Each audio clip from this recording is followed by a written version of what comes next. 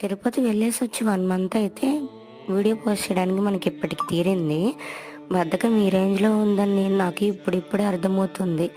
Surgery అయ్యి 2 months కూడా అవ్వకుండా నీకు అవసరమా అని ఇంట్లో అందరూ తిట్టారు. కానీ మనకున్న మొండితనంతో, ఆ గోవిందుడి మీద ఉన్న నమ్మకంతో ఏం కాదులే అని స్టార్ట్ అయిపోయాను. లాస్ట్ టైం అలిపిరి ఎక్కినప్పుడు కొంచెం కష్టంగానే అనిపించింది. చాలా ఎక్కువ టైం కూడా పట్టింది. లిటరల్లీ నాకైతే ఏడుపొచ్చేసింది పైకెక్కేసి ఆహ్, ఎక్కేసరికి.